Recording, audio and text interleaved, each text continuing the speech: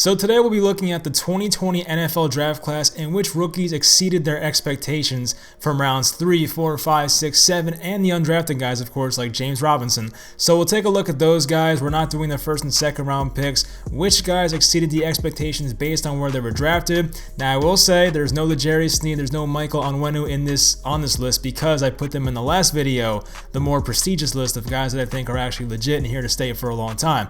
Not to say these guys aren't, but I'm not as sold on them as I am with the guys on the other list. So anyway, hopefully you guys enjoyed this video. I have I would say about 9-10 players on this list. If I left anybody out that you think deserve to be on here, let me know in the comments. Hopefully you enjoy, and let's get into it. First we have running back Antonio Gibson for the Washington football team. He was a wide receiver in college but made the transition to running back. He had like 30 something carries in college, but he came into the draft as a running back, thought he could do it, and he was pretty damn good. He kind of reminded me of Percy Harvin, except Harvin was a wide receiver. He wasn't as good as Percy Harvin in college because Percy Harvin was unbelievable at Florida, but still, he was kind of like that wide receiver that could play running back and vice versa. So he was like that hybrid guy, and he looked crazy on his highlights at Memphis, I'm not going to lie.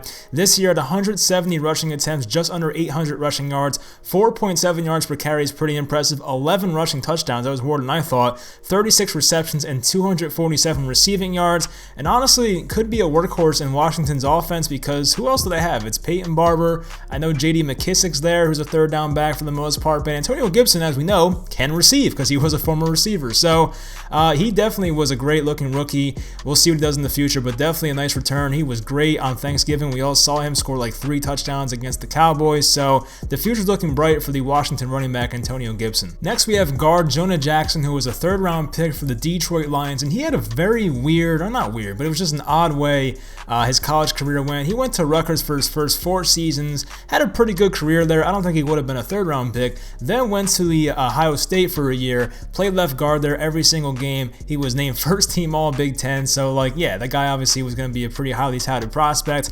Went in the third round, went to Detroit Lions, played all 16 games. He had 2 starts at right guard, 14 starts at left guard. He played over 1,000 total snaps this year. He wasn't fantastic, but he definitely held his own and showed that he can be an average starter at guard. He's not I don't think he'll ever get to Quentin Nelson's level, but still, I think the Lions at least found themselves a starting worthy guard, which is pretty impressive for a third round pick. His PFF grade was a 57.1. It's a little below average. It's not great, but it's not terrible either. For a guy that was a third round pick, it's really not too bad. So if the Lions found themselves their left guard of the future, definitely not a bad pick for the third round. Next, we have safety Julian Blackman, who was a third round pick for the Indianapolis Colts, and honestly, I was a fan of his, so I'm kind of happy when I get one right. I was a fan of him and Terrell Burgess, who was his teammate. I think Burgess went to the Rams. He got hurt pretty early on, so we'll see what he does in year 2. But for Julian Blackman, he actually had a really good year. So he was a cornerback his first 3 years of college, moved to safety his senior year, was pretty damn good at it. He played 15 games, had 14 starts this year for the Colts. He got recognized for his huge forced fumble against the Packers in overtime against Marquez Valdes-Scantling. They won that game 34-31. He had 2 interceptions this year. He's a very solid tackler. 42 total tackles, 6 passes defended, 3 tackles for loss, and of course the Colts are a team that has a lot of young talent on rookie deals, and Julian Blackman add to that mix right there. Next, we have cornerback Darnell Holmes from my favorite team, the Giants, and I was very happy when they took him. He was the prototypical slot corner for the NFL. Now, he played a lot of outside corner at college, which was pretty odd, but I figured he's 5'10", he's very quick, he has really good hips. I figured he'd be a perfect slot corner, and he did not allow a touchdown reception on 52 targets, which is the most for a rookie defensive back. That's very impressive. I think one day this kid will be a top 10 slot corner in football, maybe even top 5. There's a lot of upside with him. So he's only 5'10", 195. He's fearless, can make tackles in the box. Big fan of his. He has the quickness and athleticism to last in the slot, which is definitely what you need. And the slot corner position is very valuable in today's NFL. So if the Giants found themselves a starting and really good starting slot corner in the 4th round, that's a very nice pick for the G-men. Next, we have wide receiver Gabriel Davis, who was a 4th round pick for the Buffalo Bills. Now, when you think about this stacked wide receiver class, the names Justin Jefferson, CeeDee Lamb, Chase Claypool, many others will come to your mind, but it's easy to overlook what Gabriel Davis did. I mean, it definitely helped that Josh Allen played like an MVP. It helped that John Brown missed some games towards the end of the year, who was the wide receiver 2 for the Bills. But Davis had 35 receptions, 599 receiving yards, 7 receiving touchdowns, 17.1 yards per reception, which is awesome. He was a pretty good receiver at UCF, had good stats. He did not test out great athletically, weight, but he was 6'2", 215. And a funny story was Brandon Beane, who won Executive of the Year for the Bills this year, well deserving.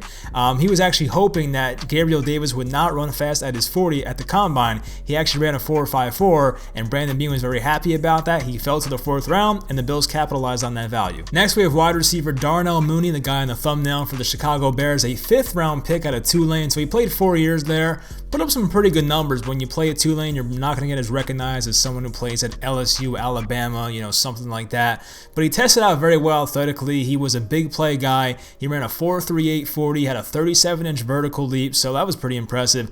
Put up some good numbers, especially for what the Bears had at quarterback with Mitch Trubisky and Nick Foles. Had 61 receptions, 631 receiving yards, and 4 touchdowns. You can tell early on this kid was something special because when he played my favorite team, once again, the Giants, in week number 2, I think it was week 2 or 3, I think it was week 2, he mossed a guy in the end zone. And Darnell Mooney's not the biggest guy, so when I see him moss somebody in week 2 of his rookie year, I'm like, all right, that's pretty impressive. So he caught my eye, and he played really well the rest of the season. He kind of took snaps away from Anthony Miller, who was in year number 4, I believe, so that was impressive as well. Darnell Mooney as a 5th round pick definitely looks like a keeper. Hopefully for his sake, the Bears get themselves a better quarterback going forward. Next, we have running back James Robinson, who was an undrafted free agent and signed by the Jacksonville Jaguars, I think right after the draft. I think it was April 27th or something like that. But it's crazy how he got the opportunity. So, of course, Leonard Fournette, the former top 5 pick, gets surprisingly cut before the year. He made out okay. He won the Super Bowl and played very well.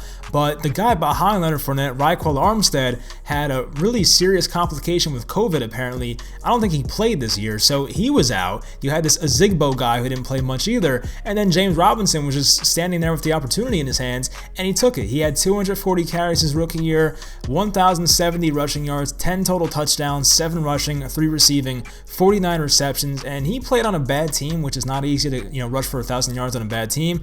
I guess Maurice Jones-Drew for the Jacksonville Jaguars did that a lot of times, and even Fred Taylor, but still, this is 2020, so he had an impressive year, especially for a team like the Jacksonville Jaguars. They weren't that great, and when they add Trevor Lawrence hopefully in April, it will make James Robinson's life easier. It will give him less stacked boxes to play against, and if you're the Jaguars and you get this kid on a undrafted free agent type contract for the next 2 or 3 years, that's definitely a lot of great value for the Jacksonville Jaguars, and hopefully for their sake, James Robinson keeps playing well. Next, we have kicker Tyler Bass. Yes, kickers are people too, and this was a good pick. It was a 6th round pick for the Buffalo Bills, and he had a pretty nice career at Georgia Southern. He was perfect at the Senior Bowl, so he was on people's radars, and he actually beat out Stephen Hauschka. Now, Hauschka was a good kicker for the Seattle Seahawks.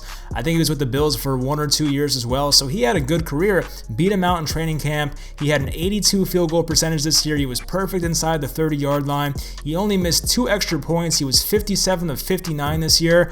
I think that's pretty impressive. He was the first kicker in Bills history with 3 50-plus field goals in 1 game. He was the one of 3 players in NFL history to have 3 field goals of 54-plus yards in 1 single game as well. So he was impressive. He was pretty good in the playoffs as well. So if the Bills found themselves a kicker in round 6, seems like a nice pick to me. And last, we have safety Cameron Curl, the Washington football team, who was a 7th round pick. It's not every year you get a starting caliber player, never mind the safety, in the 7th round. So Washington and GM Ron Rivera, I guess at the time, did a really good job of hitting on this pick. So Landon Collins, who was their starting safety, tore his Achilles halfway through the year, gave Cameron Curl a lot of playing time. He started in 11 games. He was a playmaker, 3 interceptions, 1 touchdown, 2 sacks, 88 combined tackles, 4 passes defended, 2 sacks as well. Seemed like he was everywhere for that Washington defense, and if Landon Collins comes back healthy, they'll have a really good safety tandem, and it definitely helps because Collins making a ton of money. You have Cameron Curl on a 7th round rookie contract, kind of equals it out a little bit, so that would be a nice fit for Washington, who already has a really good defense